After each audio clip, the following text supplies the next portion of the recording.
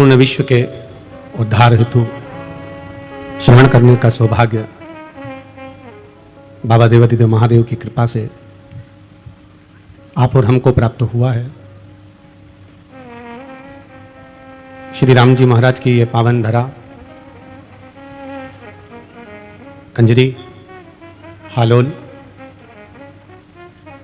शक्तिपीठ मां पावागढ़ का ये पावन प्रांगण, जिसमें परम पूज्य संत शिरोमणि श्री मणि रामदास धामणी पीठाधीश्वर उत्तराधिकारी श्री परम पूज्य श्री कमल नयन दास जी महाराज अयोध्या से हमारे बीच में विराजमान हैं। परम पूज्य महामंडलेश्वर महंत श्री अखिलेश्वर अन्नदास जी महाराज केंद्रीय धर्माचार्य सरसपुर अहमदाबाद से हमारे बीच में विराजमान हैं। परम पूज्य श्री राम जी मंदिर महंत श्री रामनारायण दास जी महाराज कंजरी से हमारे बीच में विराजमान हैं। परम पूज्य महंत श्री शरदराम जी महाराज जी रौली सांवली से हमारे बीच में विराजमान हैं। परम पूज्य श्री महंत श्री महेंद्र दास जी महाराज वृंदावन से हमारे बीच में विराजमान हैं। कथा मंडप में बहुत सारे संत भी हमारे मध्य में आशीर्वाद देने के लिए आप और हमको इस व्यासपीठ के सम्मुख में विराजमान हैं। सभी संतों के पावन चरणों को दंडवत प्रणाम करते हुए नमन करते हुए ये पावन शिव महापुराण कथा के मुख्य यजमान श्री राम जी महाराज, श्री संजय कुमार जयंती भाई जी पटेल, श्रीमती हिनल संजय कुमार जी पटेल, श्री राहुल कुमार जी नवनीत भाई जी पटेल, श्रीमती रिद्धि राहुल कुमार जी पटेल यूएसए से इस कथा के मुख्य यजमान का पद ग्रहण करे हैं। भगवान देवादिदेव महादेव की करुणा कृपा दया उदारता कंजरी की इस पावन धरा पर आप और हमको ये पावन कथा सुनने का अवसर प्राप्त हुआ है। गुजरात की ये पावन धरा जहां नजदीक नजदीक में दो कथाएं प्राप्त हुई, एक बड़ोदरा में हुई जिसको संपूर्ण माहेश्वरी समाज ने पूर्ण तरह से संभाला और बहुत सुंदर आयोजन को आयोजित किया। उसी के कुछ अंतराल के अंतर्गत ये पावन शिव महापुराण की कथा कंजरी में प्राप्त हुई है। कोरोना काल के समय की ये कथा का भाव था आदरणीय गुरुदेव कंजरी वाले महाराज श्री रामनारायण जी दास जी महाराज जी, जिन्होंने सीओर पहुंचकर यूएसए से आई हुई बेटियों के साथ में आगे बढ़कर इस कथा को कंजरी वासियों के लिए यहां लेकर आए हैं। आदरणीय गुरु जी को बहुत बहुत साधुवाद। ये कहीं शिव कथा, शिव कृपा, शिव की उदारता, करुणा, दया और उन्हीं की कृपा है जो संतों के सानिध्य में ये कथा हम और आप श्रवण कर रहे हैं।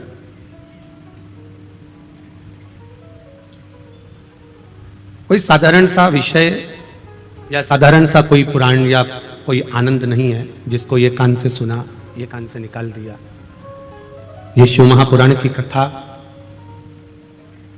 जो जीव हृदय चित्त से धारण कर लेता है, मन से अपने भीतर उतार लेता है और जिस भाव से श्रवण करता है वो देवादिदेव महादेव जो लंकाधिपति रावण को सोने की लंका दे सकते हैं, भस्मासुर को अपने हाथ का कंकण दे सकते हैं, कुबेर को कुबेर पद प्रदान कर सकते हैं, इंद्र को अपनी सत्ता दे सकते हैं, भगवान नारायण को जो लक्ष्मी प्रदान कर सकते हैं,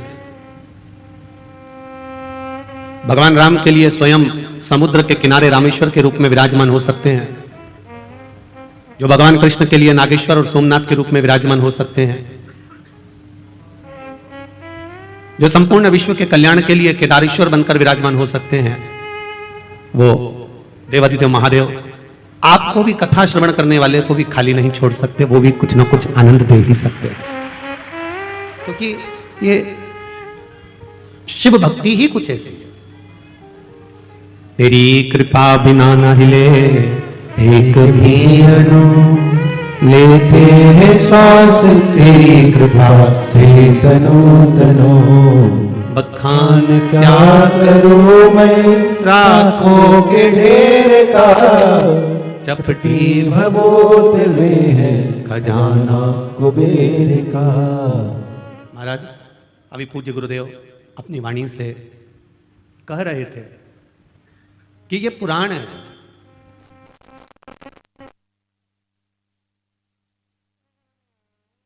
और पुराना मतलब होता है पुराना लेखा जोखा,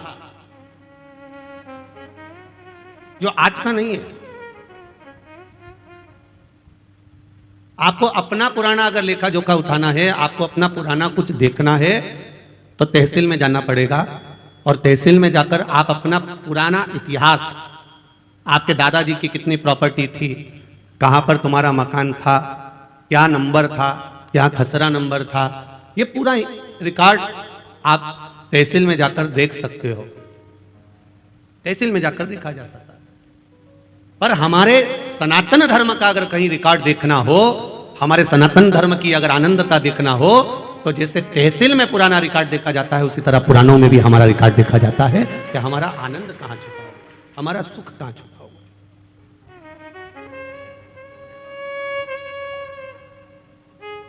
शिव भक्ति सारी समस्या का हल, एक लोटा जल। आप शंकर के द्वार जा रहे हो, शिव के द्वार पर पहुंच रहे हो, शंकर भगवान को एक लोटा जल समर्पित कर रहे हो, एक बेलपत्र अगर आप देवादिदेव महादेव को चढ़, सहजता है मेरे देवादिदेव महादेव को तुम्हारी दौलत, तुम्हारी संपदा, तुम्हारा वैभव, तुम्हारा धन, उससे कोई मतलब नहीं। अगर दौलत से मतलब होता मेरे देवादिदेव महादेव को, तो रावण ने भगवान शंकर से कहा था, भोलेनाथ कैलाश पे रहते रहते तुम्हें बहुत समय हो गया, अब मैं तुमको लंका लेकर जाना चाहता हूं, सोने की लंका में आप रहिए, स्वर्ण की लंका में आप विराजमान रहिए, चलिए मेरे साथ, आप सोने की लंका में चलिए। भगवान जानते हैं कि ये लंका अधिपति रावण है, ये विद्वान जरूर है पर विद्यावान नहीं है। पहले भी कथा में कहा है, आज फिर कहते हैं, विद्वान और विद्यावान में अंतर होता है। हनुमान जी के आगे कहा जाता है विद्यावान गुणी अति चातुर, पर रावण के आगे कोई भी ये नहीं कहता कि ये विद्यावान है, रावण के आगे लोग कहते हैं ये विद्वान है। इतना विद्वान जिसने अपने भुजाओं के बल पर कैलाश पर्वत को उठा लिया था, जो भगवान शंकर को राजी कर लेता है, जो देवताओं को अपने बस में कर लेता है, इतना विद्वान था, पर किसी ने यह नहीं कहा कि यह विद्यावान था, क्योंकि विद्वान और विद्यावान में अंतर होता है। विद्वान अपने अहंकार में इतना फूल जाता है कि वो किसी के आगे झुकना नहीं जानता, और विद्यावान हर एक के आगे झुककर चलता है। जैसे मेरे हनुमान जी महाराज हर घड़ी, हर पल, हर क्षण श्री राम जी महाराज के आगे झुककर खड़े हुए, प्रणाम कर कर। मेरे राम जी महाराज के आगे मेरे हनुमान जी महाराज हमेशा नम्र होकर झुककर खड़े। क्यों? क्योंकि विद्यावान गुणी अति चातुर। विद्या जिसके भीतर विद्या सही तरह से प्रवेश कर जाती है, जो ज्ञान पूर्ण तरह से आनंदित कर कर प्राप्त कर लेता है, वो झुकना सीख जाता है। और जो अधूरा ज्ञान प्राप्त करता है ना, जिसको अधूरा ज्ञान प्राप्त होता है, वो अकड़ में जीता, अहंकार में जीता, अभिमत्ता में जीता है। तो रावण विद्वान तो बन गया था, पर विद्यावान नहीं बन पाया। उसका अभिमान उसके सामने बार बार अड़ जाता था। और भगवान शिव जानते हैं कि रावण मुझे लंका में लेकर जा रहा है, ये इसकी अहंकारिता है, ये इसका अभिमान है, क्योंकि मैं पहले आजमा चुका हूं। एक बार देवादिदेव महादेव आनंद के साथ कैलाश पर्वत पर विराजमान थे। भगवान शिवानंद के साथ जब कैलाश पर्वत पर विराजमान थे, बड़े अलमस्त होकर बैठे हुए थे। मां जगतजननी जगदम्बा अंबा माता पार्वती उनके नजदीक में विराजमान बैठी हुई। विशर्वा बाबा के पुत्र कुबेर भी हैं, और विशर्वा बाबा के पुत्र लंकाधिपति रावण भी हैं। कुबेर के पास में पूरा लंका का राज्य था, पर कुबेर को रावण का जो व्यवहार था वो अच्छा नहीं लगता था, इसलिए कुबेर ने हाथ जोड़कर अपने पिताजी से कह दिया कि मुझे ये लंका का राज्य नहीं चाहिए, मैं ये छोड़कर जा रहा हूं, मैं अलग कोई अलकापुरी का निर्माण कर कर उसमें मैं विराजमान हो जाऊंगा। और कुबेर चले गए, आनंद के साथ रहने लगे। जब रावण की सत्ता लंका पर आ गई, और लंका पर जब सत्ता आई, जब वैभव प्राप्त हो गया, तब रावण ने उपद्रव मचाना प्रारंभ कर दिया, क्योंकि अभिमान इतना समाया हुआ था, अहंकार इतना समाया हुआ। एक बात अपने जीवन में उतार कर रखिएगा, इंजीनियर बन जाओ, डॉक्टर बन जाओ, सीए बन जाओ, कलेक्टर बन जाओ, चाहे तुम किसी पद पर विराजमान हो जाओ, पर शिव महापुराण की कथा कहती है कि आपको पद जिस परमात्मा की कृपा से मिला है, जो यश उस परमात्मा की कृपा से मिला है, वो परमात्मा की कृपा से प्राप्त हुआ है। इसलिए पद और प्रतिष्ठा पाकर आप अहंकार में मत डूब जाना, क्योंकि अहंकार में 3 गए, धन, वैभव और वंश। ना मानो तो देख लो रावण, कौरव और कंस, ये तीनों अहंकार में चले जाते हैं, ये तीनों अभिमत्ता में चले रहे। आप इंजीनियर बनिए मना नहीं, आप कलेक्टर बनिए मना नहीं, आप एसपी बनिए मना नहीं, आप डॉक्टर बनिए मना नहीं है, पर कहीं इतना अभिमान, इतना अहम, इतनी अहंकारिता हमारे भीतर प्रकट ना हो जाए कि जिसके बल पर हम पुनः फिर नीचे आ जाए। वो अभिमत्ता हमारे भीतर नहीं आना चाहिए।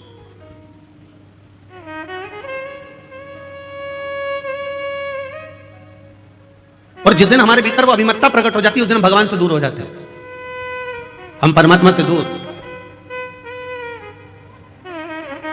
जब अभिमत्ता चली जाती है, फिर हम परमात्मा के करीब में आ जाते हैं, वापिस पुनः भगवान के पास।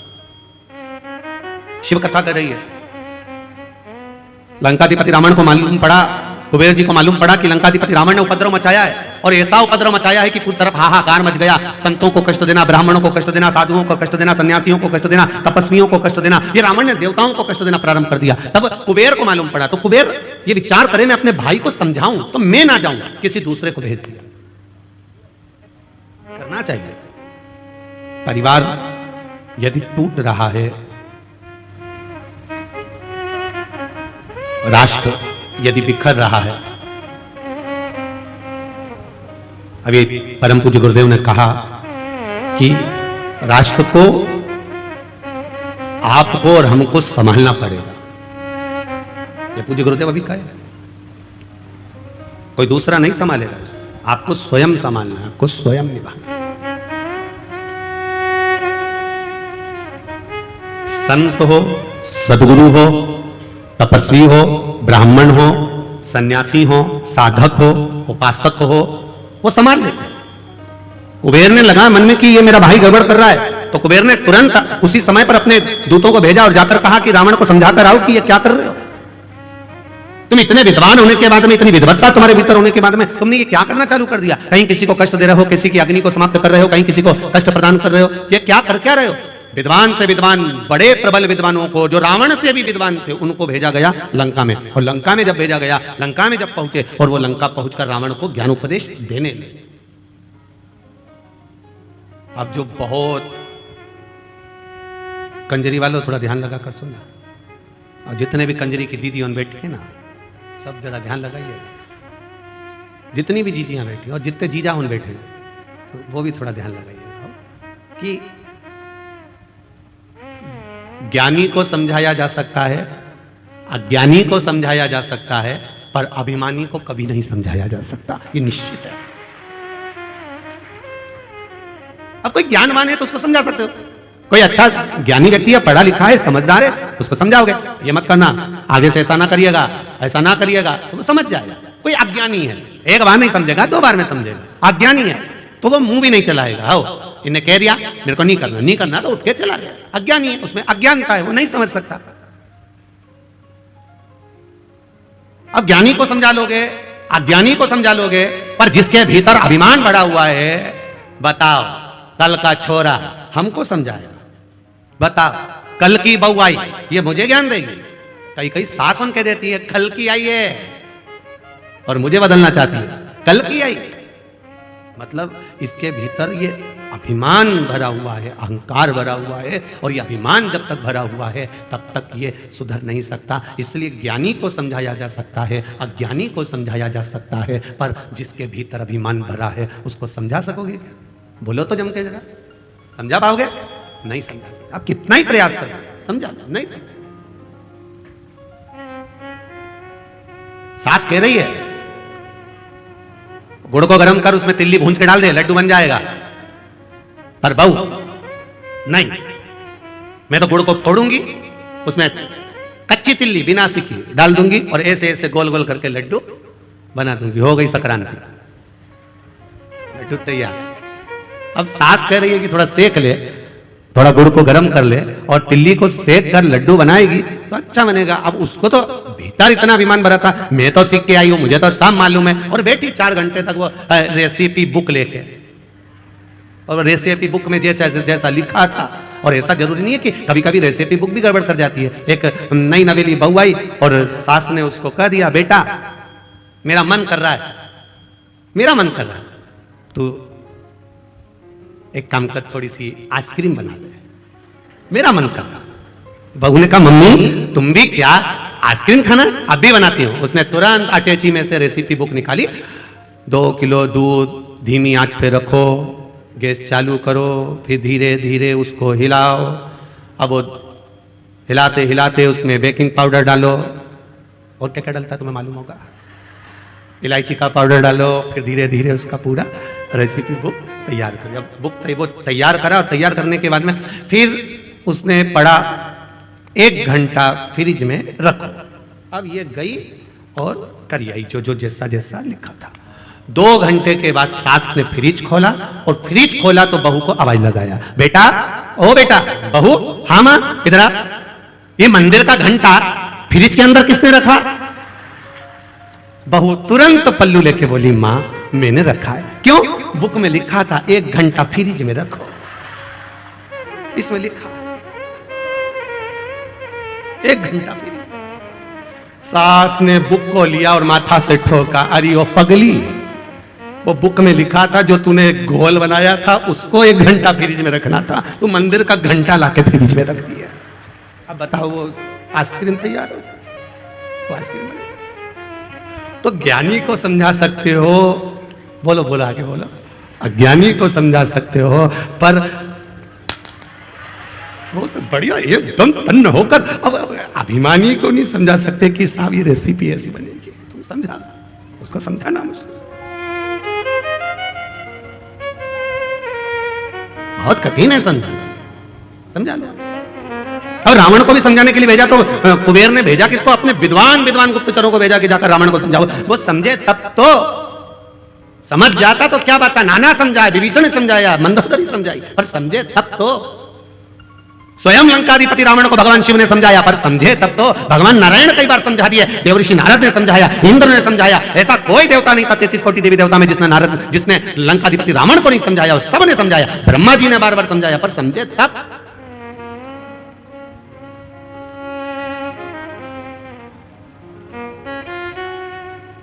समझ में तो आए इसको। अब कुबेर जी ने भेज दिए अपने साथियों को और सारे गुप्तचरों को बोला, और बोलकर कहा, जाकर मेरे भाई को समझाना, ज्ञान लेना, समझाना, मेरे को मालूम है वो रावण समझ जाएगा। जिसमें से एक बहुत विद्वान गुप्तचर था, उस गुप्तचर ने तुरंत कुबेर जी को कह दिया, आप कह रहे हो आपका भाई है, समझ जाएगा, मैं जानता हूं समझ जाएगा। तो उसमें से एक गुप्तचर बोला, हम भी आपके घर का अन्न खाए हैं, हमें मालूम है वो नहीं समझ पाएगा। कुबेर जी ने कहा, ऐसा नहीं हो सकता, तुम जाओ समझाओ उसको, ज्ञान दो। ठीक है चले जाते, बहुत मिलेंगे आपको भी। अभी कंजरी में तुम कथा चालू हुई, आज तो पहला दिन है। कई लोग कहेंगे क्या होता है शिव महापुराण की कथा सुनने से, क्या होता है शिव पुराण में जाने से, बहुत ज्ञान देंगे। क्या होता है शंकर जी को 1 लोटा जल चढ़ाने से, क्या होता है बेलपत्री चढ़ाने से, क्या होता है राम नाम बोलने से, क्या होता है कृष्ण नाम बोलने से, क्या होता है शिव नाम बोलने से, क्या होता है श्री शिवाय नमस्तुभ्यम बोलने से, क्या होता है नमः शिवाय बोलने से, क्या होता है ओम नमः शिवाय बोलने से। कहीं कहीं बोलेंगे, कहे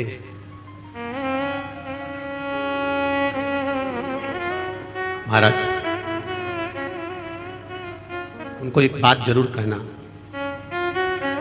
भगवान की कथा सुनते सुनते, भगवान का भाव श्रवण करते करते, जिस समय कथा सुनते सुनते आपके रोम, आपके शरीर के ये रोम, ये बाल खड़े हो जाएं, समझ लेना कि शिव आपके भीतर समाना प्रारंभ हो गया। अगर कथा सुनते सुनते आपके रोम उमंग से भर जाएं, कथा सुनते सुनते आपके ये बाल, आपके ये रोम खड़े हो जाएं, तो समझ लेना कि तुम्हारी दुख की घड़ी में शिव खड़ा होना प्रारंभ हो गया। ये कथा तत्व है, ये रस तत्व है, ये कोई सहजता नहीं।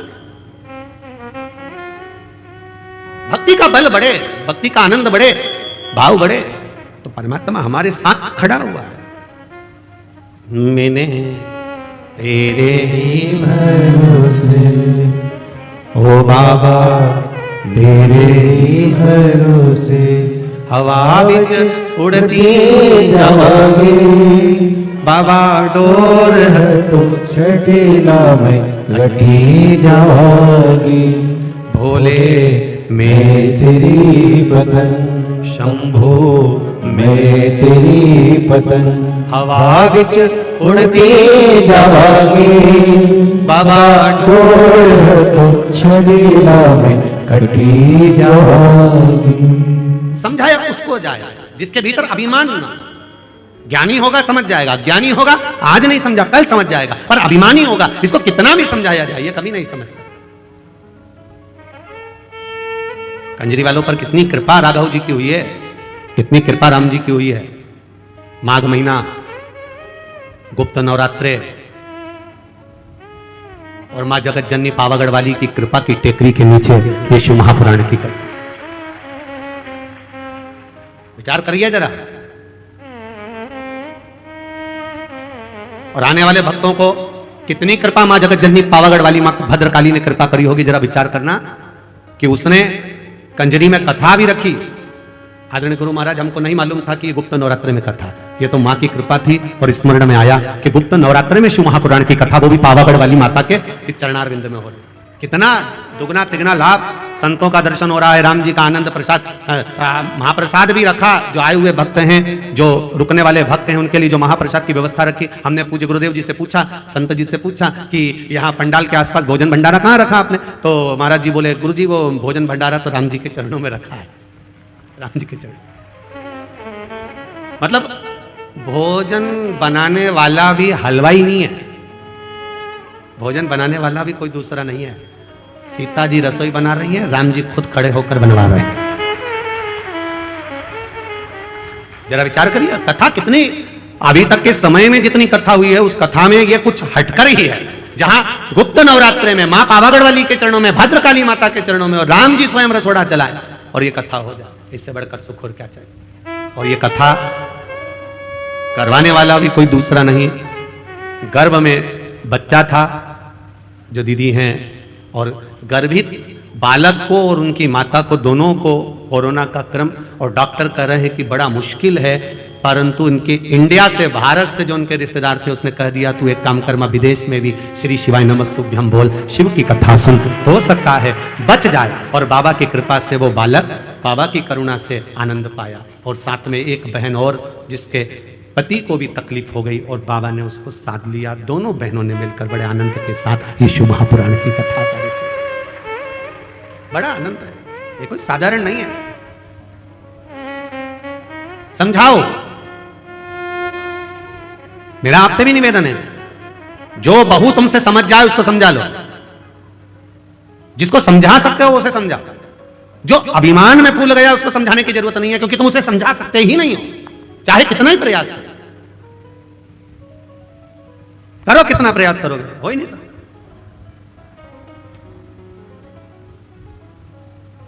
और जितना ये ज्ञान भी जितना जिसके भाग्य में होता है ना, उतना ही उसको प्राप्त होता है।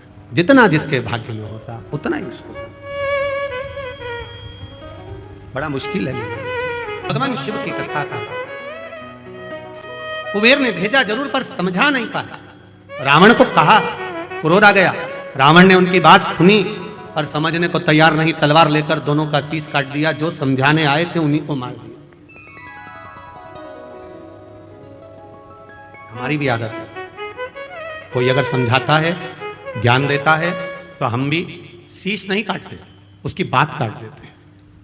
हमारी भी आदत है। पर कभी विचार करिए, कभी अपने जीवन में इस बात को उतारने का प्रयास करना कि कोई सद्गुरु, कोई संत, कोई साधु, कोई सन्यासी, कोई तपस्वी, कोई साधक, कोई भगवंत, कोई साधना करने वाला, भजन करने वाला, कोई घर का बुजुर्ग, वयो वृद्ध, बड़ा हमको समझाता है तो हमारे नुकसान के लिए नहीं, हमको उन्नति की सीढ़ी पर चढ़ाने के लिए समझाता है। हमें उन्नति की सीढ़ी पर चढ़ाने के लिए समझा रहा है। अगर वो ज्ञान दे रहा है तो हमको उन्नति की ओर बढ़ाने के लिए ज्ञान दे रहा है।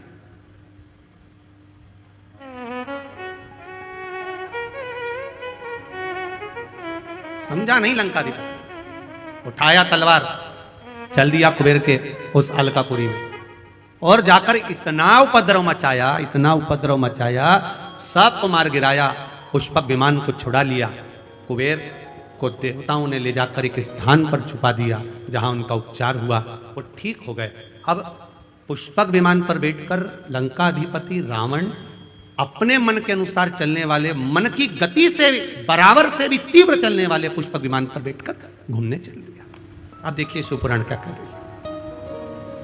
अब चला,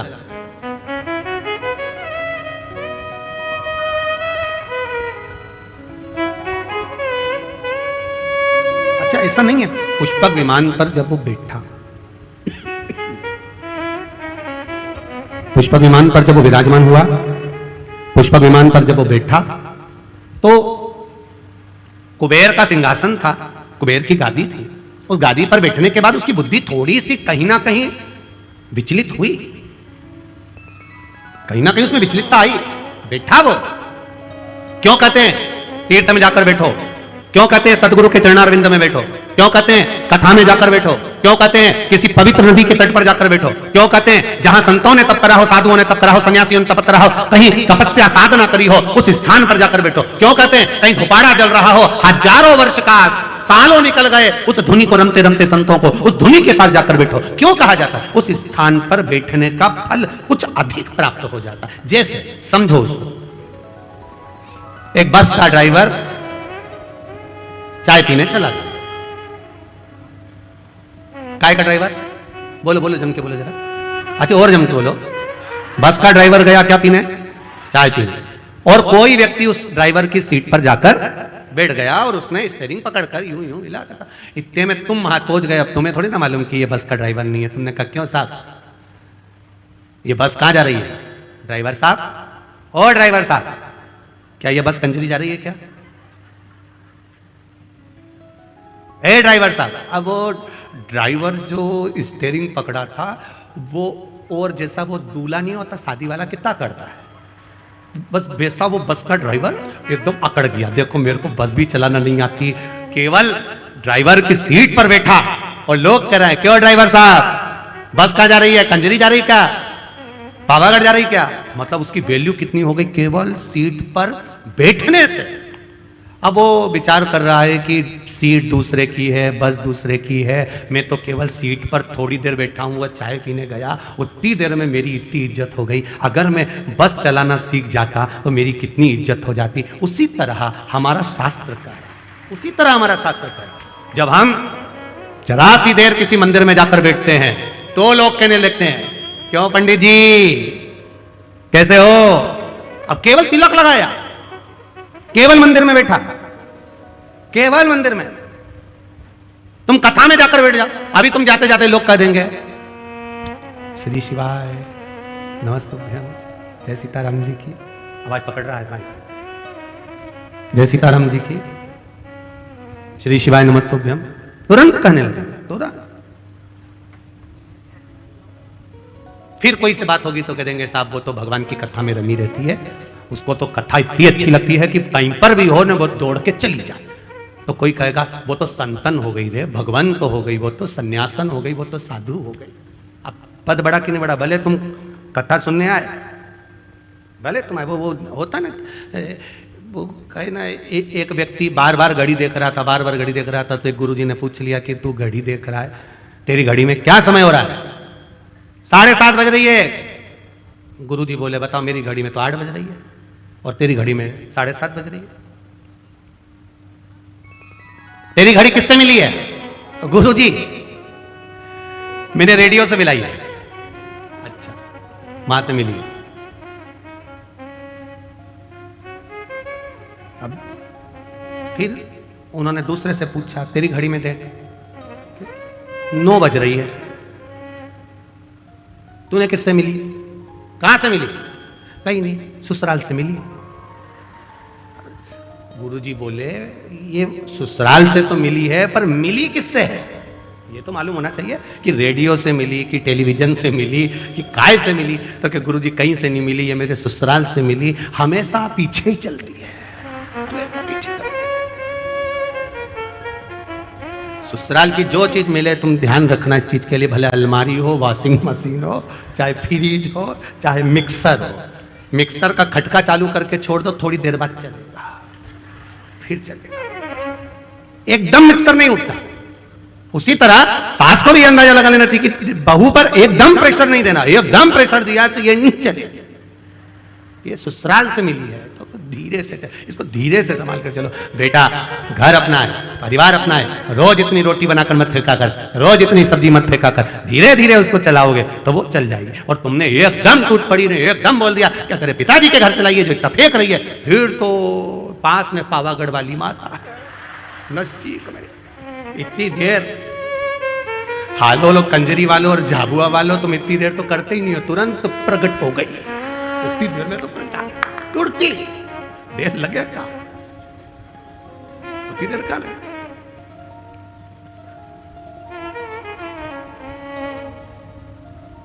महाराज फिर कुछ नहीं, अम्बे तुम जय हो पावागढ़ वाली, हालो कंजरी वाली, हम सब शिव कथा कर रही है। लंकाधिपति रावण गादी पर जब बैठा, थोड़ी देर जब विराजमान हुआ, उस समय पर जो कुबेर का सिंहासन था, उस समय पर रावण की बुद्धि थोड़ी बदली। किसी धुपाड़े के पास में धुनी रम रही हो, उसके पास में संतों के पास में, गुरुजन के पास में, मंदिर में, सत्संग में, प्रवचन में, तीर्थ में, सरयू मैया के तट पर, गंगा मैया के तट पर, यमुना मैया के तट पर, नर्मदा मैया के तट पर, कहीं तीर्थ स्थान पर, अच्छी जगह पर, जहां संत साधु सन्यासी तपस्वी साधक उपासक जहां तप करे हो, उस जगह पर जाकर हम थोड़ी देर बैठते हैं तो ये पक्का है। जैसे चाय पीने ड्राइवर चले गए और उसकी जगह पर बैठ गए तो लोग ड्राइवर करने लगते हैं, उसी तरह हम जाकर बैठते हैं तो भगवान भी अपना समझने लगता है कि ये मेरा है, ये मेरा अपना है। उसको लगता है ये बैठ गया है, अब सही जगह पर जाकर बैठा है, अच्छी जगह पर बैठा है, ये मेरा होता गया है, ये मेरा हो गया। कितनी अविरल भक्ति। समझाया, रावण नहीं समझा, विमान पर बैठा, भाई को मारकर भगाया, सारे पूरे अलकापुरी पर अपना आक्रमण कर लिया। और जब पुष्पक विमान में बैठकर चला और विमान में बैठकर मन की गति से तेज चलने वाला वो विमान एक जगह पर जाकर धीमा हो जाता है, एक जगह पर जाकर स्लो हो जाता है। जब गाड़ी एक जगह पर कहीं स्पीड ब्रेकर आ गया और वहां स्लो हो गई, तब समझ में आया कि मेरा विमान यहां धीमा क्यों हुआ, यहां धीमा क्यों हुआ। तो क्या देखता है लंकाधिपति रावण कि नीचे एक बड़ा साला, बहुत बड़ा सारा एक नंदी, बहुत विशाल नंदी नीचे घूम रहा है और उस नंदी के ऊपर से, मात्र नंदी के ऊपर से वो पुष्पक विमान निकलकर जा रहा है और पुष्पक विमान की गति धीमी हो गई। पुष्पक विमान की गति, रावण के साथ में जितने लोग बैठे थे उस पुष्पक विमान में, सब रावण से कहने लगे महाराज ये तो मन की गति से तेज दौड़ने वाला पुष्पक विमान है, फिर आखिर ये धीमा कैसे हो गया, ये स्लो कैसे हो गया, इसकी स्पीड कम क्यों हो गई, इसकी गति कम क्यों हो गई। रावण कहता है मुझे समझ में नहीं आ रहा, पर नीचे एक बड़ा सारा नंदी घूम रहा है, वो नंदी घूम रहा है इसलिए इसकी गति थोड़ी कम हो गई है। तो जितने बैठे थे, अब रावण इतना अहंकारी था तो उसको ज्ञान देने वाले कितने अहंकारी होंगे।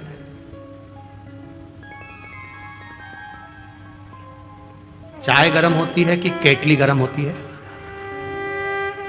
तुम लोग तो कंजरी वालों जरा सी बात में हंस देते हो, हमको लगता है कि तुम लोग कथा पक्के में अच्छे से सुन के बैठे हुए होते हो। अब तुम बताओ कि चाय गर्म ज्यादा है कि केतली ज्यादा गर्म है। अब उसमें तुम्हें अंदाजा हो जाएगा। हम जहाँ जयेश भाई के यहाँ रुके हैं, नाम जयेश है ना, जयेश भाई के हम जहाँ रुके हैं तो वहाँ पर उन्होंने वो गिलास में गर्म गौ माता का दूध वगैरह ला कर दिया आरोगने के लिए, ठाकुर जी के लिए।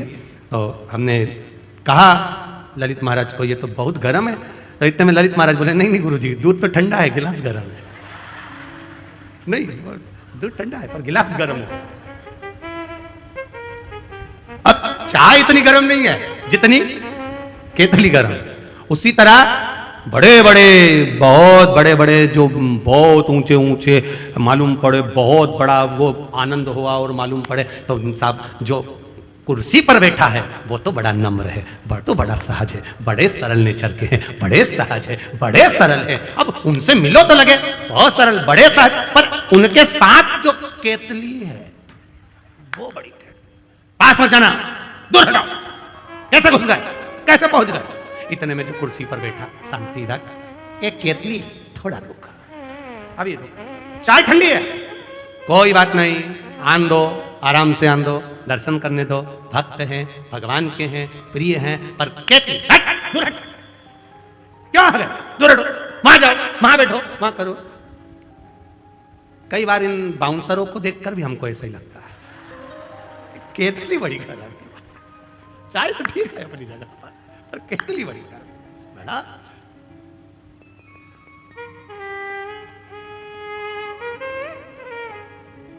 अभी हम आ रहे थे महाराज जी, तो आते आते अयोध्या वाले महाराज जी आए हैं, बहुत सटीक रहना, आके मालूम पड़ा तो महाराज जी तो ऐसे नम्र ऐसे सरल, हम भी समझ गए कि केतली गर्म थी, चाय। संत इतना सहज इतना सरल होता है, ये देखने को मालूम पड़ता है। यहाँ संतों की सभा में संत विराजमान है, यहाँ गुरुजन बैठे, इतनी नम्रता इतनी सरलता में, क्या सुंदर उन्होंने अपनी वाणी से कहा है। महाराज जी दंडवत करता हूँ, प्रणाम करता हूँ, आपकी सहजता, आपकी सरलता। और एक थोड़े से प्रवचन में राष्ट्र उत्थान की भी बात कह देना, थोड़े से प्रवचन में आपके कल्याण की भी बात कह देना, थोड़े से प्रवचन में राम कर देना, अमूल्यता का आनंद है ये रस तत्व। और किस्मत वाले हो, कंजित भाग्यशाली हो आप, जो हमारे बीच में इन पूज्य गुरुदेव का दर्शन अयोध्या से यहां चलकर हुआ है। ऐसा लगता है राम स्वयं आए, वृंदावन से कृष्ण स्वयं आए, ऐसा लगता है मेरा राघव यहां पहुंच गए। ये तत्व हमारे भीतर, ये सुख हमारे। अब उतरा सिंहासन नीचे, नीचे उतरा, और सिंहासन नीचे उतरते से पुष्पक विमान पे से नंदी के सामने राम के सामने खड़ा होकर कह दिया लंकाधिपति ने, तुम कौन? नंदी कहता है मैं नंदी। आप कहां जा रहे हो? हमें उस मार्ग पर जाना है। नहीं, उस मार्ग पर तो मेरा देव अधिक महादेव रहता है, मेरा महादेव। रावण कहते हैं कि ये महादेव रह रहे हैं, हाँ? तो वो तो भस्म रमाने वाला, जटाजूड़ बांधने वाला, मृगछाला पहनने वाला, गले में रुद्राक्ष की माला पहनने वाला, सर्प गले में धारण करने वाला, बिच्छू पहनने वाला, एक साधारण साधारण एकदम सहज सरल साधारण, तो उसमें दिक्कत क्या है? विमान को ऊपर से जाएगा, महादेव तो नीचे बैठे हैं, फिर से दिक्कत क्या है? क्या तकलीफ? आज भी हमारे सनातन धर्म में, आज भी हमारे सनातन धर्म में भगवान का मंदिर होता है, शिवजी विराजमान होते हैं, शंकर भगवान बैठते हैं, या राम जी बैठे हैं, या भगवान कृष्ण बैठे हैं, या देवी भवानी बैठे, जो भी देवता बैठते हैं, उसका आकृति ऐसी बनाई जाती है कि उसके ऊपर कोई पांव ना रख पाए, कोई चढ़ ना पाए।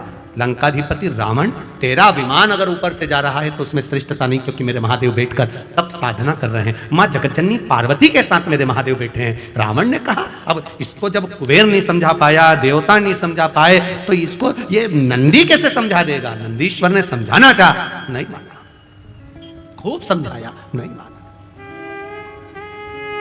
खूब समझाया, नहीं माना, क्रोध आ गया। अब विद्वान हो, विद्यावान को समझाओगे क्रोध नहीं आएगा, विद्यावान को कहोगे तो क्रोध नहीं आएगा। पर जिसमें विद्वत्ता भरी होगी, जिसमें अहंकार भरा होगा, जो अपने आप को विद्वान समझता होगा, उसको अभिमान का अहंकार का क्रोध तुरंत आ जाए। रावण को क्रोध आ गया, मेरा रथ निकलेगा तो यहीं से, पुष्पक विमान निकलेगा तो यहीं से, शंकर भगवान को उठाकर मैं ले जाकर दूसरी जगह रख देता हूं, दूसरी जगह रख दूंगा। और चला रावण, लंकाधिपति चला जहां शंकर पार्वती जी, मेरे देव अधिदेव महादेव मां जगतजननी के साथ विराजमान थे। लंकाधिपति रावण ने उसी कैलाश पर्वत को हाथ में उठाकर एक कोने में रख दूंगा, और मेरा रथ, मेरा विमान यहीं से निकलेगा। मेरे विमान को कोई स्लो कर दे, उसकी गति धीमी कर दे, यह हो नहीं सकता। और जो हाथ पर पर्वत को उठाया, थोड़ा सा ही उठा था, इतने में महादेव को मालूम पड़ा कि नंदी ने समझाया पर नहीं समझा। तब मेरे महादेव ने अपने पैर का अंगूठा जैसे ही नीचे करा, करते से ही दोनों हाथ लंकाधिपति रावण के उसमें दब गए। रावण भी विद्वान था, जब शीश 10 थे तो हाथ भी इतने थे, दूसरे लगाए। शिव जी ने कहा तू लगा ही ले, लगा दम, लगा, उठे नहीं, हाथ दब गए। पर्वत के नीचे चिंगार पड़ा, चीख पड़ा, भयंकर नाद करने लगा। ऐसी गर्जना करी कि जिन नारियों का गर्भ था वो वहीं गिर गया। इतना भयंकर चिल्लाया लंकाधिपति रावण, इतना भयंकर। नंदी ने देखा, नंदी ने देखा। अभी इससे पहले जो कथा थी, कहाँ थी? परवणी महाराष्ट्र में, उसमें आपको एक बात कही थी, वक्ता से समझ जाओ तो ठीक है, नहीं तो वक्त जब समझाता है तो अच्छे अच्छे को हिला कर रख देता है। परवणी की कथा में एक बात कही थी, वक्ता से समझ जाओ तो ठीक है, नहीं तो वक्त जब समझाएगा तो रुला रुला कर समझाएगा। इसलिए वक्ता और वक्त में अंतर है। वक्ता समझाता है तो वक्त बदल देता है, और वक्त समझाता है तो तेरी दशा बदल देता है। दोनों में अंतर है। वक्ता अगर समझाएगा और उसके कहने पर चल दिए, हाँ हमें भगवान का भजन करना है, हाँ हमें राम नाम कृष्ण नाम शिव नाम जपना है, हमें भगवान के मंदिर जाना है, एक लोटा जल चढ़ाना है, शिव को बेलपत्र चढ़ाना है, शंकर को चढ़ी हुई बेलपत्र का पान करना है, शरणार्वित को धारण करना है, वक्ता के कहने पर चल गए तो ये निश्चित है तुम्हारा वक्त बदल जाएगा, समय बदलेगा और तुम उन्नति की सीढ़ी पर चढ़ते चले जाओगे। पर तुम वक्ता से नहीं बदले, और वक्त ऐसा आएगा कि जब वक्त थप्पड़ मारता है तो रो रो कर जिंदगी नरक जैसी हो जाती है। जब वक्त थप्पड़ मारता है तो फिर रोना ही पड़ता है। इसलिए वक्ता समझाए तब तक समझना जरूरी है। आज रावण के हाथ फंसे, वक्ता मिला था श्री नंदीश्वर, नंदी जी मिले थे, वो नंदी ने समझाया। भगवान शंकर के नंदी समझा रहे, रावण समझ रहे ऊपर से मत जा, नहीं समझा, नहीं मैं तो जाऊंगा, तो हाथ फंसा कर देंगे। नहीं समझा, समझ जाता तो बात थी। कितना समझाए लोग, कितना कहते हैं साहब समझ जाओ रे, समझ जाओ रे, समझ जाओ रे, पर नहीं समझो तो फिर आगे क्या कर सकता, नहीं समझो, समझो।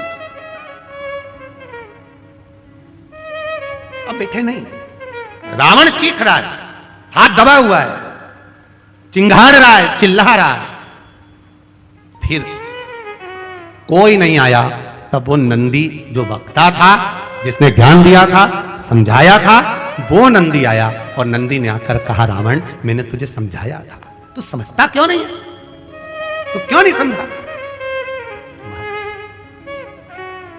अब हाथ फंसे हुए, अब कोई ज्ञान दे दिया है, अब रावण क्या कह रहा है, एक बार निकलवा दो प्लीज, एक बार ये हाथ निकल जाए। अब रावण मुख से कह रहा है, मैं तुम्हारे हाथ जोड़ता हूं, हाथ जोड़ता हूं।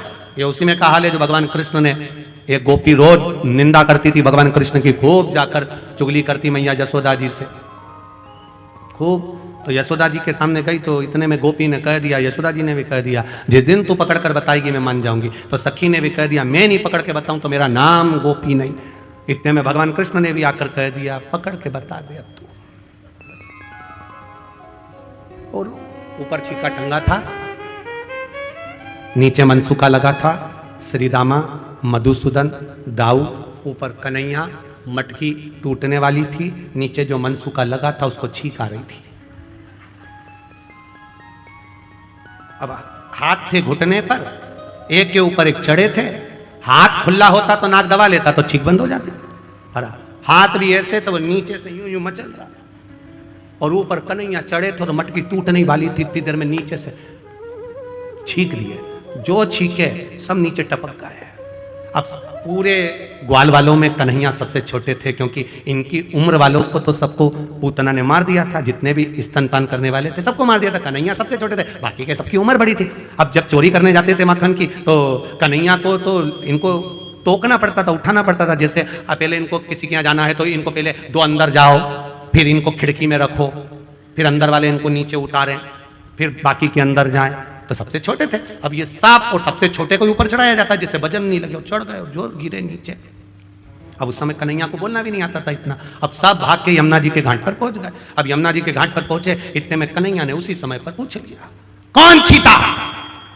अब बोलना तो आ नहीं जाता, थोड़ी तोतरी तोतरी भाषा थी, कौन छीका की जगह बोला कौन छीता। अब हो जाता है कभी कभी वाणी का थोड़ा थोड़ा सा वो हो जाता है। एक वो कहते ना थानेदार जो था, एक पुलिस वाले ने रात को किसी को रोड पे रोक लिया, आधी रात का समय, क्या है तेरे बैग में? बताते हैं। क्या है तेरे बैग में? बताते हैं ना। अरे तो बैग में क्या है? बताते हैं ना। इतने में वो पुलिस वाले से रोज भीड़ रहा रात को, पुलिस वाला उसको पकड़ के थाने ले गया। सर, साहब ने पूछा कौन है ये? सर इसके बैग में कुछ है और बता नहीं रहा। कुर्सी पे बैठे हुए टीआई साहब ने पूछा क्या है तेरे बैग में? बताते हैं ना। अरे तेरे बैग में क्या बताते हैं ना। इतने में टीआई साहब को गुस्सा आ गया, उन्होंने हवलदार को बुलाया, खोल इसका बैग। उसने जो वो बैग खोला उसमें से बतासे निकले, जो बतासे निकले। टीआई साहब बोले इसमें तो बतासे, तो बोला मैं तो तब से बोला बताते हैं बताते हैं बताते हैं बताते हैं। इतने में टीआई बोला इसकी दीवानी गड़बड़े, छोड़िए वापिस छोड़ो इसको, वापिस छोड़ो, एक ही बात में लगा है बताते बताते। कन्हैया ने भी कह दिया कौन छीता, कोई नहीं बोला। तब मनसुखा बोला मैं छीका, तुझे भी टाइम पे ही छीतना था, पकड़ा जाते तो। अब पकड़ाई में आता भी तो कौन, ये तो बड़े बड़े पांव से भाग जाते, तो अकेला कन्हैया पकड़ाई में आता था। अब इतने में मनसुखा ने कहा आगे से गलती नहीं होगी। दाऊ दादा बोले अब तू बता कन्हैया क्या करे। कुछ नहीं, इसने गलती करी है, इसको 108 बार छिताओ। अब इसको 108 बार छिताए कैसे, तो के नंद बाबा ऐसी कपास की बाती बनाते थे और पलंग पे बैठकर खटिया पे बैठ के नाक में डालते तो छींकते थे, ऐसे छिताओ। अब मनसुखा की नाक में जो बाती दी मनसुखा छींके, 10-20 बार छींक लिया। मनसुखा के बाप की सौगंध खाऊं, कभी नहीं छींकूंगा, कभी नहीं छींकूंगा, अब नहीं छींकूंगा। अब गोपी कहे, अब जब हाथ फंस गया लंकाधिपति का, अब कह रहा है कि मैं तुम्हारे हाथ जोड़ता हूं, तो नंदी ने मन में सोचा इतनी देर से मैं समझा रहा था, समझ नहीं पा रहा था, अब हाथ फंस गए तब समझ में आ रहा है, और हाथ भी दब गए तब कह रहा है कि मैं तुम्हें प्रणाम करता हूं, मैं तुम्हें नमन करता हूं, मैं तुम्हें दंडवत करता हूं। अब कह रहा है हाथ फंसने के बाद हम जब पूरी तरह से फंस जाते हैं, बुरी तरह से फंस जाते, तब फिर हमको याद आता है कि हमें भगवान की शरणागति में जाना है, आखिरी में, अंत में। और अगर हम पहले ही पहुंच, एक पत्र आया है बड़ा सुंदर, देखिए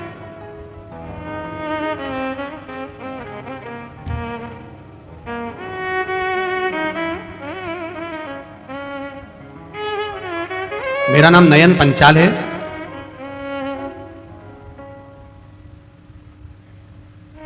अहमदाबाद वस्त्रापुर से हूं। मोबाइल नंबर ये कहाँ है, आप ही हैं, दोनों हाथ हिला दो एक बार। श्री शिवाय नमस्तुभ्यम, श्री शिवाय नमस्तुभ्यम। मंत्र का क्या बखान करूं मैं, शब्द नहीं है। हम कनाडा टोरंटो में थे, वहीं मेरी पत्नी को पीलिया हुआ, उसे अस्पताल में भर्ती किया गया। डॉक्टर ने बताया कि इसे तो पेट में गठान है और कैंसर की है। कनाडा टोरंटो के बड़े से बड़े हॉस्पिटल में दिखाया गया और उसको कैंसर और कैंसर की गठान बताई गई। हम उसे इंडिया लेकर आए, यहाँ के डॉक्टरों को भी हमने चर्चा करी, उन्होंने भी कह दिया इसको ऑपरेशन करना पड़ेगा, इसके पेट में गांठ है और वो कैंसर की है। तब मेरी पत्नी की एक सहेली, उसने बताया कि श्री शिव महापुराण की कथा आस्था चैनल पर आती है, कभी समय मिले तो उसको सुनो और शंकर भगवान पर एक लोटा जल चढ़ाओ, श्री शिवाय नमस्तुभ्यम का जाप करिए और एक बेलपत्र शिव पर चढ़ी हुई भगवान शंकर से कहकर कि बाबा आप महामृत्युंजय हो और आप दुनिया के दुख हरने वाले हो, मेरा भी दुख, मेरा भी कष्ट हरिए, बाबा से प्रार्थना करें। तब हम शिव जी पे चढ़ा हुआ जल चढ़ाने लगे, अहमदाबाद के डॉक्टरों को दिखाने लगे।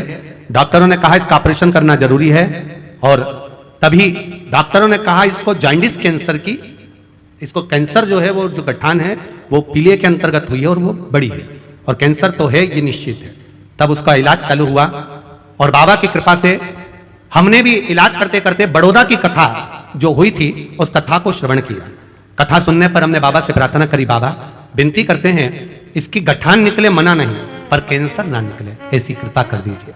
बाबा की कृपा ऐसी हुई, जब इलाज चालू हुआ गठान को निकाला गया, तब बाबा की कृपा से उसको चेक करने के लिए भेजा।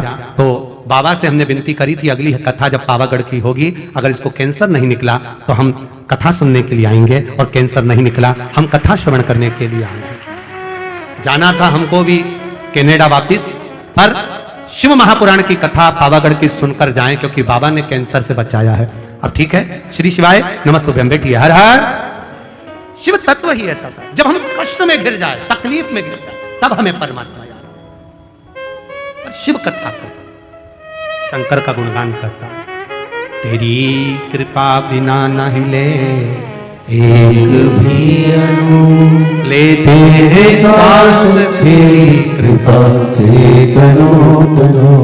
बखान क्या करूं मैं राखों के ढेर का, चपटी भगवत में खजाना कुबेर का। देखिए क्या मिलता है। अब उन्होंने बड़ोदरा की कथा श्रवण करी, वहां निर्णय लिया, बाबा ने स्वीकार किया, पावागढ़ की कथा में आ गए। आपसे भी निवेदन है, 7 दिन की कथा है, परिवार वालों को, घर वालों को, रिश्तेदारों को, नातेदारों को, सबको कह दो 7 दिन मुझे पंडाल में बैठकर कथा सुनना है, मेरे बाबा से लगन लगाना है, मुझे उसका हो जाना है, वो मेरा हो जाए, बस यही एक आदत। सुनो मैं कथा। अब वो क्या देगा? ये गुप्त नवरात्रि की कथा में पावागढ़ की माता के चरणों में राम जी की कृपा से 7 दिन की कथा में शिव महापुराण में वो क्या देगा, ये तो मेरा महादेव ही जान सकता है, इसके सिवा कोई नहीं जान सकता। हाथ दबा है रावण का, और रावण नंदी से कह रहा है मुझसे गलती हो गई, मैं तुम्हारे हाथ जोड़ता हूं। नंदी ने फिर कहा हाथ जोड़ने से होगा क्या, हाथ तो दबा है कैलाश के नीचे, होगा क्या? लोग कहते हैं जब सारे सहारे समाप्त हो जाते हैं तब लोग कहते हैं मेरा अंतिम विश्वास मेरा भगवान है। बोलो सही है कि गलत है? ये यहां पर राहुल कुमार जी बैठे हुए हैं, राहुल जी का नाम, और जयंती भाई जी बैठे हुए हैं, संजय कुमार जयंती भाई जी। तो जब महाराज जी इन्हीं के स्वास्थ्य में गड़बड़ हो गया था, संजय जी कहे भयंकर कोरोना, भयंकर तकलीफ, हॉस्पिटल, डॉक्टर ने भी जवाब दे दिया। जब इनकी धर्म पत्नी की आंख में जल भर गया कि अब कुछ भी नहीं बचा, तब महादेव से प्रार्थना करी, टीवी के सामने बैठकर शिव महापुराण की कथा सुनते सुनते कहा तेरी कथा में करवाऊंगी, बस इनको अच्छा कर दे, ये शिव है। और आज संजय भाई जी और नवनीत जी आपको बहुत बहुत साधुवाद, जो गुरु जी की शरणागति में बैठकर आप शिव महापुराण की कथा करवा रहे हैं, बैठिए, बहुत बहुत साधुवाद। हर हर बोल बम का नारा है, जम के बोलो जरा, बाबा एक सहारा है, एक सहारा। आपका विश्वास, आपकी दृढ़ता, ये छोटे से कस्बे में ये शिव महापुराण की कथा जरा विचार करिए, जो भूतों ना भविष्य थे, कभी सोचा ही नहीं होगा कंजरी वालों ने, हालोल वालों ने कभी नहीं सोचा होगा कि कथा हमारे क्षेत्र में हो जाएगी, पर भगवान ने ये मौका दिया है, तो इस मौके में जब गेंद आई है तो ऐसा चौका लगा लो कि ग्राउंड के बाहर ऐसा चौका लगा दिया। मौका दे भगवान तो भजन का ऐसा चौका लगाओ, ऐसी भक्ति का चौका लगाओ कि भगवान भी कहे कि ये मेरा आनंद सुख पा रहा। हाथ दब गया लंकाधिपति का, रावण का हाथ दबा, चीख रहा है, चिल्ला रहा है, पर वो निकल नहीं रहा। नंदी से कहा नंदी मुझसे गलती हो गई, मैं तेरे हाथ जोड़ता हूं, क्षमा मांगता हूं। नंदी कहते हैं मुझसे क्षमा मांग कर क्या करोगे, मुझसे क्षमा मांग कर क्या करोगे? गलती वक्ता कभी नहीं कहेगा कि आप मुझसे क्षमा मांगो, वक्ता कहता है कि आप शिव की शरणागति में जाइए। जो वक्ता तुमसे कहे कि तुम मेरे पास में आओ, मेरे पास बैठो, मेरे करीब में आइए, मेरे नजदीक में आइए, मेरे पास आकर बैठिए, वो श्रेष्ठ नहीं हो सकता। वक्ता जो तुमको ले जाकर भगवान के दरवाजे तक छोड़ दे और कहे कि ये तेरा दुख मिटा देगा, समझ लेना वो श्रेष्ठ, उसमें श्रेष्ठ। करो भजन, हाथ दबा लंकाधिपति रावण का। नंदी कह रहा है मैंने तुझे समझाया, तू समझा नहीं। जब वक्ता से नहीं समझ सकता तो वक्त समझाता, और जब हाथ दब गया पहले ही समझ जाता कि इस रथ को, इस पुष्पक विमान को लेकर यहां से नहीं जाता, रास्ता बदल लेता तो चल जाता। पर तूने अकड़ करी, अहंकार करा, अभिमान करा कि जाऊंगा तो इसके ऊपर से जाऊंगा, बस तो फिर हाथ फंसा, अब निकाल ले। नहीं बोला, नंदी जी भी नहीं बोले, शंकर भगवान ने इशारा कर दिया नंदी को, तू बोलना ही मत, दबे रहने दे इसको, दबे रहने दे। जब अभिमान वाला व्यक्ति जब किसी जगह पर दबता है तो सारी दुनिया के लोग उसका आनंद लेते हैं। दबे रहने दो, अच्छा है, खूब अकड़ रहा था, खूब अहंकार में था, खूब अभिमत्ता में था, दबे रहने दो। महादेव उस समय पर नंदीश्वर से कहा तो रुक, इसका अभिमान तोड़ना जरूरी है, जब तक इसका अभिमान नहीं टूटेगा तब तक ये मेरा नहीं होगा। मुझे मेरा बनाने के लिए अभिमान का त्याग करवाना जरूरी है। और महाराज हाथ जब दबा रहा, चिंगारता रहा, तब रोता रोता भगवान शिव की स्तुति अब करने लगा। अब स्तुति शंकर की कर रहा, अब शिव की स्तुति। शीश पे गंगा है, गले में रुद्राक्ष माला है, शेषनाग सर्प तुम्हारे कालिया गले में पड़ा हुआ है। हे शिव करुणा करिए, हम तो आपके हैं, हम जान नहीं सकते, हमसे गलती हो गई, क्षमा कर दो। तब देव अधिदेव महादेव ने पांव के अंगूठे को ऊपर करा, तब रावण का हाथ बाहर निकला। निकलते से रावण बाहर निकलते से शंकर जी से बोला, तुम्हें क्या चाहिए? अब बताओ तुम्हें क्या चाहिए? एक ऋषि वशिष्ठ बाबा ने दशरथ जी महाराज से कहा कि पुत्र कामेष्टि यज्ञ करवा संतान की प्राप्ति के लिए। आप जरा विचार करिएगा, यज्ञ कराया किसने था? कौन सा ऋषि थे? कौन सा ऋषि थे? श्रृंगी ऋषि, जिन्होंने यज्ञ करवाया। तो श्रृंगी बाबा, अब जरा विचार करो, पूरे पृथ्वी पर, पूरे नगर में, अवध में चारों तरफ सूचना करी गई कि दशरथ जी को पुत्र कामेष्टि यज्ञ करवाना है, दशरथ जी को पुत्र कामेष्टि यज्ञ करवाना है, दशरथ जी को पुत्र कामेष्टि यज्ञ करवाना है। एक एक विद्वान के पास में सूचना गई कि दशरथ जी को पुत्र कामेष्टि यज्ञ करवाना है। यह यज्ञ कोई साधारण व्यक्ति नहीं करवा सकता, यह यज्ञ कोई साधारण सा इंसान नहीं करा सकता। इस यज्ञ को कराने वाला वो होगा जो यज्ञ कराएगा। जिस भूमि पर यज्ञ होगा, उस भूमि को जो कराने वाला यज्ञ करता है, वो उस भूमि को जीवन पर्यंत छोड़कर नहीं जा सकता। जीवन पर्यंत, जब तक उसके प्राण ना जाए तब तक वो भूमि को नहीं छोड़ सकता। ऐसा विद्वान कोई मिलना चाहिए जो दशरथ जी के पुत्र कामेष्टि यज्ञ को करवाए। बड़े बड़े विद्वानों के पास सूचना पहुंची, बहुत विद्वानों के पास सूचना पहुंची, पर सबने मना कर दिया। हम पुत्र कामेष्टि यज्ञ नहीं करवा सकते, हम करवाएंगे तो हमको वहां रहना पड़ेगा जीवन पर्यंत। यज्ञकर्ता को जीवन पर्यंत उस भूमि पर रहना पड़ेगा, पांव बाहर नहीं निकाल सकता, उसी जगह पर रहना पड़ेगा। कहां जाऊं? कोई ने हाँ नहीं भरी कि हम पुत्र कामेष्टि यज्ञ करवाएं। तब गुरु बाबा ने कह दिया, आप जाओ गंगा के तट पर, बड़े आनंद से वहां श्रृंगी बाबा मिलेंगे और श्रृंगी ऋषि पुत्र कामेष्टि यज्ञ करवाएंगे। उनसे बात करो, बोलो उनको, कहो उनको, करो विनती। श्रृंगी बाबा के पास में सूचना गई, पर यज्ञ के लिए भूमि वो चुनी जाए, पुत्र कामेष्टि यज्ञ के लिए वो भूमि चुनी जाए जिस भूमि को श्रृंगी बाबा को दिया जाए और श्रृंगी बाबा उस भूमि पर जीवन पर्यंत रहे। श्रृंगी बाबा ने कहा, मैं अपनी भूमि को छोड़कर नहीं जा सकता, अगर यज्ञ करूंगा तो इस संग्रहपुर में करूंगा, इसी जगह पर करूंगा।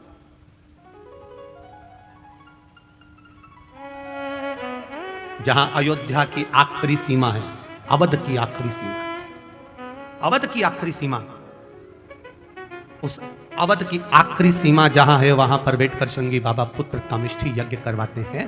तो दशरथ जी ने श्रृंगी बाबा से एक प्रश्न कर लिया, गुरुदेव मैंने इस यज्ञ के बारे में सुना है, जो यज्ञ कराएगा वो यहीं पर रह जाएगा, यज्ञकर्ता को यहां रहना पड़ेगा, बाहर नहीं निकल सकता, एक पांव बाहर नहीं कर सकता। जितनी भूमि पर यज्ञ होगा वो भूमि उसकी हो जाएगी और वहीं उसको रहना पड़ेगा, उसी जगह पर। पहले ये नियम था सनातन धर्म में, आजकल तो वो नियम समाप्त हो गया। पहले जिस भूमि पर यज्ञ होता था वो भूमि यज्ञकर्ता की हो जाती थी, पहले ऐसा नियम था। उस भूमि पर जहां यज्ञ हो रहा है वो भूमि उसकी। अब वो नियम चला गया, समाप्त हो गया। ऋषि श्रृंगी बाबा ने कहा, अगर मेरे यज्ञ करवाने से, अगर मेरे यज्ञ करवाने से बैकुंठ अधिपति नारायण पृथ्वी पर आ जाए तो इससे बढ़कर खुशी क्या होगी मेरे लिए, इससे बढ़कर आनंद क्या होगा, क्या आनंद होगा। अगर ये शिव महापुराण की कथा सुनकर 50 लोगों में से अगर 10 का भी अगर आनंद हो जाए और 10 का भी जीवन सवर जाए, तो उससे बढ़कर शिव महापुराण की कोई दक्षिणा नहीं हो सकती, कोई आनंद नहीं हो सकता। सवर जाए अगर इन संतों के आने से, इन साधुओं के आने से, गुरुजनों के आने से, अगर इनके दर्शन से, इनके प्रवचन से, इनके शब्द से 5 भी अगर संवर जाए, तो उससे बढ़कर कोई सुख नहीं हो सकता, उससे बढ़कर कोई आनंद नहीं हो सकता। करो भजन, करो भक्ति, करो स्मरण। दूसरा प्रश्न फिर दशरथ जी ने करा श्रृंगी बाबा से, गुरुदेव आप यज्ञ करा रहे हो, आप यज्ञ करता हो, इस यज्ञ को करने में कितना समय लग जाएगा, इस यज्ञ का समय कितना है? तब गुरुजी ने कहा, श्रृंगी बाबा बोले, जब भक्ति करने बैठो, भजन करने बैठो, स्मरण करने बैठो, कीर्तन करने बैठो, या दान करने के लिए बैठो तब समय मत देखो, घड़ी मत देखो और कीमत मत देखो कि दान की गई वस्तु कितने की थी, उसकी कीमत का नहीं देखो, घड़ी नहीं देखो, समय नहीं देखना। भगवान के भजन करने का समय नहीं देखा जाता, माला जपने का समय नहीं देखा जाता, ठाकुर जी के श्रृंगार का समय नहीं देखा जाता, भगवान के दर्शन का समय नहीं देखा जाता, तथा श्रवण करने का समय नहीं देखा जाता, संत सदगुरु की शरणागति में जाने का समय नहीं देखा जाता। क्यों? इनके लिए समय की सीमा क्यों नहीं होती? क्योंकि मौत का भी कोई समय नहीं होता कि किस समय पर मृत्यु आएगी। अगर आपने घड़ी देख ली कथा सुनने के समय पर, आपने घड़ी देख ली दान करते समय पर, आपने घड़ी देख ली मंदिर जाते समय पर, आपने घड़ी देख ली दर्शन करते समय पर, तो मृत्यु के समय पर भी आप क्या घड़ी देखोगे? नहीं, अभी 8:45 बजा है, नहीं मरूंगी, चाहे कुछ भी हो जाए, घड़ी नहीं हो। जाएगा जब यहां से कुछ भी ना पास होगा, 2 गज कफन का टुकड़ा तेरा निवास होगा। जाएगा कौन सा? कौन?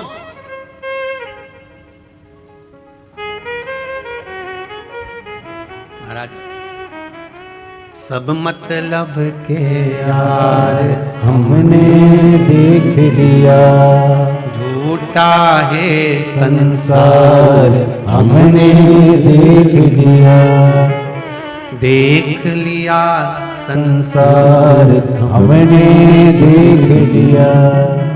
झूठे नाते झूठे रिश्ते, झूठे नाते झूठे रिश्ते, झूठे नाते झूठे रिश्ते, झूठे नाते झूठे रिश्ते, झूठा है संसार हमने देख लिया, झूठा है संसार हमने देख लिया। सब मतलब के यार हमने देख लिया। बस एक है, वो मेरे परमात्मा की शरणागति केवल एक।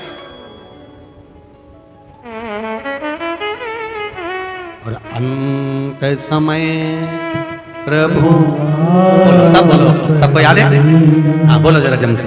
अंत समय आना पड़ेगा, वचन दिया तो निभाना पड़ेगा। आए ना आए प्रभु कुटुंब कबीला, अंत समय प्रभु आना पड़ेगा, वचन दिया तो निभाना पड़ेगा। अंत समय प्रभु भुलाना पड़ेगा, वचन दिया तो तो निभाना पड़ेगा। अंत समय कोई आए ना आए, परिवार कुटुंब कबीला नाते रिश्ते, कौन आया ना आया, आप जरूर आता है। वैकुंठ में रहने वाला वैकुंठ में रहता है, ब्रह्मलोक में रहने वाला ब्रह्मलोक में रहता है, इंद्रलोक में रहने वाला इंद्रलोक में रहता है, और मेरा देव अधिदेव महादेव मृत्यु लोक में रहता है। इसलिए तुरंत आता है, तुरंत, क्षण भर की देरी नहीं करता, आ जाए। आया, शिव कथा कर रही है, भगवान शंकर का संवाद कर रहा है, शिव महापुराण की कथा कर रही है, वेद व्यास जी महाराज वर्णन कर रहे हैं। लंकाधिपति रावण हाथ छूटा, छूटते से महादेव से बोले क्या देऊं मैं आपको, मेरा हाथ छूट गया है। शिव जी कहते हैं कुछ मत दे दादा, कुछ मत। कोई कोई ऐसा होता है जो देने के बाद कभी नहीं कहता कि मैंने इसको दिया, और कोई कोई ऐसा होता है जो देने के बाद 25 बार कह देता है मैंने दिया। जैसे पहले कथा में कहा, एक व्यक्ति जा रहा था ससुराल, उसका दोस्त रास्ते में मिल गया। उसने दोस्त से मन में सोचा अकेला गाड़ी में जा रहा हूं, इसी को बिठा के ले जाओ, उसको बिठा के ले। उसने कहा मेरे पास कपड़े नहीं है, तू क्या चिंता करता है, कुर्ता तो अच्छा लग रहा है, शर्ट अच्छी लग रही है, पजामा मैं दे दूंगा। उसने अपना पजामा दे दिया। अब पजामा दिया, ससुराल में वो दोस्त भी गया, सबने आदर करा, सम्मान करा, चाय पिलाई, सब कुछ करा। फिर किसी ने पूछ लिया ससुर जी ने, ये कौन है? मेरा दोस्त है, रोड पे खड़ा था, मैं अकेला आ रहा था, फिरी थी गाड़ी, मैंने कहा तू चल चल, कुर्ता इसी का है, पजामा मेरा है। अब दोस्त को बुरा लगता है, बता, ये बताना कोई जरूरी है कि पजामा तेरा है? उसने तुरंत कोनी मार के कहा अक्ल नहीं तेरे में, पजामा तेरा है। इसलिए नहीं आ रहा था तेरे साथ में, तुझे बहुत अहंकार है ना, तू बार बार अपनी चीज बताता रहता, इसलिए नहीं आ रहा था। अब नहीं बताऊंगा, कसम से अब नहीं बोलूंगा। इतने में इसके जमाई साहब के मामा जी ने कहा, आप हमारे यहाँ शाम को भोजन करने आना। वहां चले गए, वहां भोजन करने गए तो मामा जी ने पूछ लिया, जमाई साहब ये कौन है? मेरा दोस्त है, अकेला आ रहा था गाड़ी में तो इनको बिठा लाया। कुर्ता भी इनका है, पजामा भी इनका है। अब तो उसको और तेज मिर्ची लगी, अब और क्रोध में आ गया। इसने फिर कोनी मार के कहा, अकल नहीं है तेरे में? मामा जी ने पूछ लिया, मतलब कुर्ता भी इनका, पजामा भी इनका, मतलब? इतने में उसने कहा, कुछ नहीं, कुर्ता इन्हीं का था, पजामा मेरा। अब इसको फिर गुस्सा आ गया। इसने कहा, तुझे ये बताना जरूरी था कि कुर्ता भी मेरा, पजामा भी मेरा? अब आगे से बोला है तो सोच लेना, मैं तो जा रहा। नहीं नहीं, अभी मत जा, अपन चल। इतने में मौसी आ गई। मौसी ने कहा, जमाई साहब कल सवेरे का भोजन हमारे यहाँ। ठीक है, जमाई भोजन करने का है, इसी को भी ले गए। इतने में मौसी जी ने पूछ लिया, ये कौन? अकेला आ रहा था, गाड़ी खाली थी, दोस्त है, रोड पे खड़ा था, मैंने कहा चल बिठा कर लिया आया। पजामे का कोई जिक्र नहीं करूंगा। अब इसको फिर गुस्सा आ गया। अब इसने बाहर निकल के इसको पकड़ कर पजामा उतार के दे दिया, ले तेरा पजामा तू ही धर ले। जब देखो जब पजामा पजामा पजामा होता है। कई लोग एक डब्बा तेल देते हैं, कितना तेल? एक डब्बा घी दिया, एक डब्बा तेल का दिया, और 50 बार कहते हैं बूंदी मैंने बनवाई है, बूंदी मैंने बनवाई है, बूंदी मैंने बनवाई है। जब तक वो बूंदी पूरी खत्म नहीं हो जाए तब तक वो बूंदी बनी रहती है। एक डब्बा घी, एक डब्बा तेल और 1 महीना बूंदी, 1 महीना बूंदी चलती है। हम गए थे राम मंदिर, हमने बूंदी बनवाई थी, 1 डब्बा घी दिया था। अब राम जी महाराज की कृपा, इतने में राम जी के पंडित जी ने कह दिया, तुम्हारा डब्बा तुम ही ले जाओ। क्या करे वो पजामे का? कहना जरूरी है कि पजामा हमारा है, पजामा हमारा है। रावण ने कहा, प्रभु मेरा मन कर रहा है आपको कुछ देने का, मेरा हाथ छूट गया, बोलो क्या दूं? देवादिदेव महादेव ने कहा, नहीं चाहिए तेरे से दादा, मैं सब समझता हूं, तू एक बार देगा 50 बार कहेगा। कई लोग रहते हैं, एक फोन पे काम कर देते हैं पर 50 काम तुमसे करवा लेते हैं। बहुत संभल के रहना, दुनिया वालों से बहुत चतुर है, महाविद्वान, बहुत कहा मुझे कुछ नहीं चाहिए। रावण चला गया। अब एक दिन रावण गया और रावण जाने के बाद रावण की विद्वत्ता देखिए, उसका विचार करिएगा जब रावण की विद्वत्ता का। रावण ने विचार करा कि मैं क्यों ना, जब महादेव ने मेरा हाथ छोड़ दिया तो मैं महादेव को ही लंका लिया, सोने की लंका में सुखी रहेंगे भगवान। भगवान से कहा, मैं तुम्हें सोने की लंका में रखना चाहता हूं, आप चलो मेरे साथ में। भगवान शंकर ने मन में सोचा, इसके यहां जाना और आफत मोल लेना, नहीं जाऊंगा, चाहे कुछ भी हो जाए, इसके यहां तो नहीं जाऊंगा। ये भी तप में लीन हो गया, मुझे महादेव को ले जाना है, मुझे देवादिदेव महादेव को ले जाना है, मुझे शंकर जी को ले जाना है, ये भी तप में लीन हो गया। ऐसी तप साधना, ऐसी तप साधना, ऐसी तप साधना लंकाधिपति रावण ने करी, ऐसी तप साधना करी कि महादेव को प्रसन्न होना पड़ा। क्या चाहिए? आपको लंका लेकर जाना है। शंकर भगवान ने अपना शिवलिंग प्रकट करा, लेकर चल, और सुन ले रावण, जहां तूने भूमि पर रख दिया उठने वाला नहीं। मानना तो वाला ही नहीं था, दे दिया शिवलिंग। रावण लेकर शिवलिंग को चला। चलते चलते बीच में समय आ गया, रावण को संध्या करना थी। इसने सोचा करूं क्या? रावण ने देखा शिवलिंग, शंकर भगवान ने भेज दिया गणेश जी को, बेटा अपने पिता के थोड़े से काम आ जाओ, जरा जाओ। रावण शिवलिंग को नीचे रखने लगे तो तू गोदी में ले लेना। गणेश जी छोटे से बच्चे का रूप रख कर गए, रावण के पास पहुंच गए। रावण बड़े बेचैन दिख रहे हो, क्या लेकर जा रहे हो? शिवलिंग लेकर जा रहा हूं। क्या करना है? मुझे संध्या करना है। संध्या करना है? हाँ, तो शिवलिंग कहाँ रखूं? बच्चे ने कह दिया मुझे दे जाओ, आके मुझसे ले लेना, आप सामान लोगे, आओ। रावण ने शिवलिंग गणेश जी के हाथ में दे दिया। रावण संध्या करने चले गए। गणेश जी तो गणेश जी थे, उन्होंने उस शिवलिंग को नीचे रख दिया, और गणेश जी ने नीचे रखकर जल चढ़ाना प्रारंभ कर दिया। श्री शिवाय नमस्तुभ्यं, श्री शिवाय नमस्तुभ्यं, ओम नमः शिवाय, ओम नमः शिवाय। रावण आए तो उन्होंने देखा ये तो नीचे रख के पूजन कर रहा है। छोरा, क्या बोलते गुजराती में? डीकरा।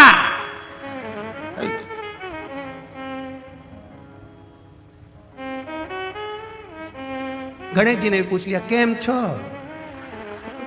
कोई पूछे तो पूछा, क्या हुआ, क्या है, कैसे हो, क्या हुआ? ये नीचे क्यों रख दिया? रावण क्रोध में लाल। गणेश जी बोले, बहुत भारी थे। रावण बोला, एकदम हल्के थे, काय के भारी थे? इतने में गणेश जी बोले, हाथ दबे थे तब मालूम नहीं पड़े थे, हाथ दबे थे तब हल्के दिख रहे थे कि भारी दिख रहे थे। रावण बोला ये तो अपने पहले का भी जानता है, छोरा कोई हल्का फुल्का नहीं है। रावण ने पूछ लिया तुम्हारे पिताजी का नाम क्या है? दिकरा बोला सिग्नेचर तुम्हारे हाथ पे करके दिया ऑटोग्राफ, वो मेरे बाप मेरे पिता जिन्होंने ऑटोग्राफ करके दिए मेरे पिता हैं। रावण बोला तुम कौन? गणेश जी ने अपना असली स्वरूप दिखाया, जो दिखाया लंकाधिपति रावण को क्रोध आया तो गणेश जी महाराज तो उसी समय पर थोड़े से पीछे सरके और पीछे से सरकते ही गणेश जी के पांव के नीचे से मूसक निकल कर बाहर आ गया, चूहा निकल कर बाहर आया। जैसे ही मूसक निकल कर आया इतने में तुरंत उसी समय पर लंकाधिपति रावण ने पूछा ये कौन है? भगवान गणेश जी महाराज ने कहा ये मूसक है जिसके ऊपर बैठकर मैं घूमता हूं। तो रावण ने पूछा तुम कहना क्या चाहते हो? गणेश जी महाराज बोले पिताजी नहीं जा सकते तो क्या हुआ, मैं तैयार हूं लंका जाने के लिए, मुझे ले चलो। पर अकेला नहीं जाऊंगा, ये मूसक भी मेरे साथ जाएगा। रावण बोला तेरे हाथ जोड़ूं, पूरी लंका का सोना कतर कतर के खजाओगे, नहीं ले जाऊंगा, ले ही नहीं जाऊंगा, मैं नहीं जा सकता। जो शिवलिंग भूमि पर रखा वो वेद्यनाथ बाबा के नाम से विख्यात हो गया। बोल वेद्यनाथ भगवान की हर हर। आवाज नहीं आई, जरा दमदारी से बोला हर हर। वेद्यनाथ जी के रूप में विराजमान हो गया। आगे जो कथा कही वेदव्यास जी महाराज ने, देवराज नाम का ब्राह्मण जो चोरी का धन लेकर एक मंदिर में पहुंच गया और शिवलिंग की सुंदर शिव पुराण की कथा को सुनकर उसने अपने चित्त को शंकर में रमा लिया, भगवान देवाधिदेव महादेव में रमा लिया। ऐसा देवराज नाम का ब्राह्मण था। प्राण त्यागे, बेलपत्री के वृक्ष के नीचे त्यागे, शिव के धाम चले गया। आगे जो वर्णन आता है, बिंदुक की कथा कही गई। एक बिंदुक नाम का ब्राह्मण चोरी का धन ला रहा था, एक पानी के स्रोत में गिर गया, प्राण छूट। 3 तरह से मरे हुए व्यक्ति को मोक्ष नहीं है। पानी में डूबकर मरा हुआ, स्त्री के हाथ से मरा हुआ, सर्प के डसे से मरा हुआ, 3 तरह से मरा हुआ व्यक्ति को वैकुंठ नहीं मिलता, मोक्ष नहीं मिलता। तब बिंदुक पानी में डूबकर मरा तो विचार आया कि कैसे इसको मुक्ति मिलेगी। तब उसका अंतिम संस्कार तो हुआ पर वो प्रेत योनि में भटकता रहा। क्या करा जाए? चंचुला देवी ने काशी में जाकर शिव महापुराण की कथा को श्रवण किया, मुक्ति हुई, शंकर भगवान के धाम में पहुंची। माता पार्वती जी की सहेली चंचुला देवी बन गई। चंचुला देवी जब सहेली बन गई, मौन रहती थी, चुप रहती थी, विचार करती रहती। पार्वती जी ने पूछा तू चुप क्यों रहती है, मौन क्यों रहती है? कहा मेरे पति को मोक्ष नहीं मिला। तो तेरे पति के मोक्ष नहीं हुआ तो शिव महापुराण की कथा करवा जिससे तेरे पति को मोक्ष मिलेगा। किससे करवाऊं? देवऋषि नारद के पास पहुंची तो नारद जी ने कहा मुझे श्राप लगा है, मैं एक जगह नहीं रह सकता, तुम रुका जी से जाकर निवेदन करा।